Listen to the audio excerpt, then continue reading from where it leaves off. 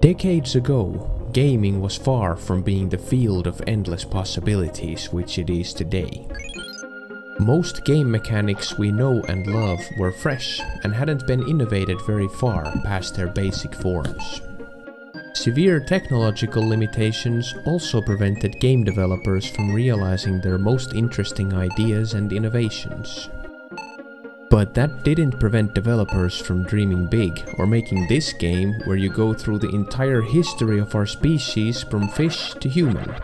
Okay, just small portions of it, but anyways. It was still considered an ambitious move when Electronic Arts attempted the same concept with a game called Spore 16 years later. Yeah, you could easily say Evo was ahead of its time. Well, Spore didn't make it to this personal top 100 list of mine, which consists of all the best games across all platforms and all genres since the dawn of time. So besides the obvious nostalgic factor, what was it that allowed this classic Super Nintendo title to swim its way in? Well, let's dive right into it. At the start of each of this game's 5 chapters or 5 evolutionary phases, your character is kind of helpless. When compared to the other life forms that happen to exist in the same time period, your movement is slow, your attacks are unwieldy, and your biting power can't even really make the enemies all that concerned for their well-being. Well, unless the enemy is also inhabiting the spot of a punching bag in the food chain, like you are. Unless you happen to find one of these plot-related crystals that give you access to forms that are more powerful but very temporary, you just gotta power up your character by defeating opponents and eating them. The first enemies you encounter are luckily in a similar situation, so the fights are at least fair. Every opponent drops a haunch of meat upon death, and consuming it will grant you a bit of health and experience, also known as Evo points, based on how challenging the enemies were intended to be. There are stage hazards in every chapter, ranging from volcanic activity to this terrifying sand eater thing in the amphibian phase. Geez, that thing used to haunt my nightmares as a kid. Every enemy in the game is actually harmful to touch too, which ramps up the difficulty quite a bit. You get to spend your hard-earned Evo points in an evolution skill tree, beefing up your various physical traits, ranging from your biting power to your hit points and also your movement speed. Now this is where it gets cool. In the later stages of the game, messing with your posture, size and various other measurements can also change how your attacks work, perhaps increasing their radius or changing their pattern entirely. There's a surprising amount of freedom to this system, though some upgrades come at a cost. For example, size increase also makes you a larger target for your opponents to have an easier time hitting you back. Different sizes and forms are suitable for fighting different enemies, so you may need to evolve in between fights, in preparation to fight larger or faster opponents, or especially to fight the bosses in this game.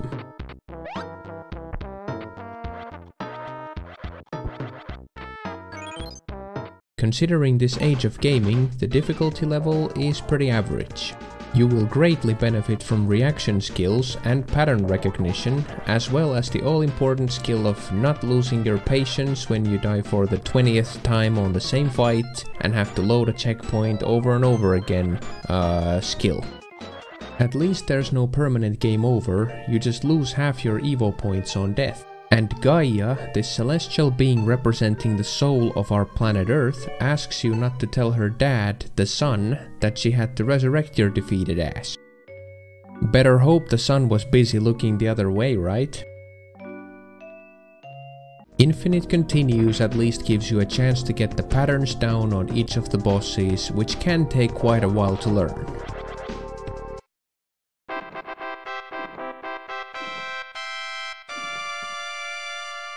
As mentioned, there's multiple stages of evolution, namely fish, amphibian, dinosaur and mammal. The amphibian phase already starts introducing more challenge.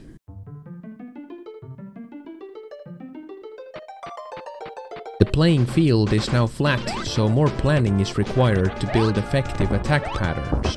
You can no longer abuse your opponent's defenseless angles as easily as before. The enemies are designed beautifully in a way that the same attack will not work against all of the opponents. Sometimes you gotta jump, other times you gotta wait and bait. This becomes even more apparent in the dinosaur phase, where you can raise your creature onto 2 legs instead of 4.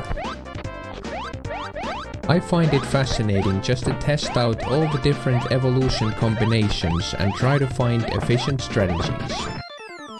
You can even become a fully aerial creature in the dinosaur phase of the game.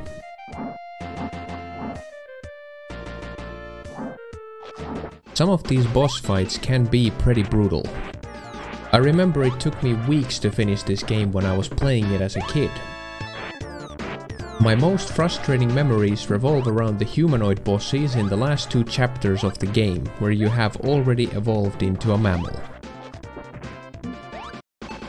This pink lady Yeti, and later on this more modern version of a Yeti took some serious focusing to blast away. Kicking is such a kick-ass move. No wait, kick-ass? Kicking? Assing? Whatever, kicking, alright? At this point I was only a few chromosomes away from being an ass anyway. I'm pretty sure. Look, it has enough knockback to keep you safe after attacking, okay? And this is important because the enemies will always be at their most lethal when they are right next to you, giving you no time to react to their next attack. I gotta hand it to this Yeti brawler, he'd probably flatten out every fighter from the entire Rocky movie series in 10 seconds or less.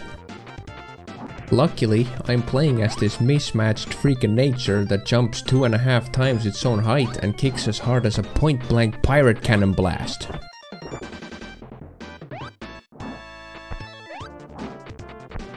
Boom! What an awesome feeling.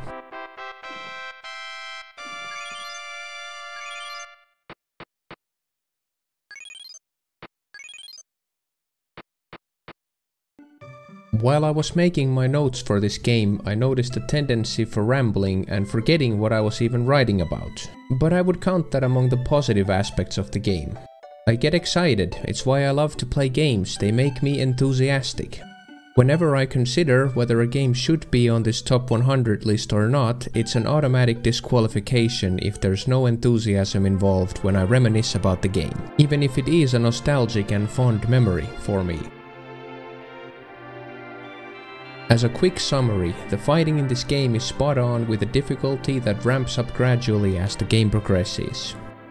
The graphics and sounds have a special charm and atmosphere to them, and it is one of my most often played Super Nintendo games. I was happy to complete it again for this review, and I'm sure I will complete it again before too long. Such is the case with all of these 100 games on the list, so let's move on to the next masterpiece.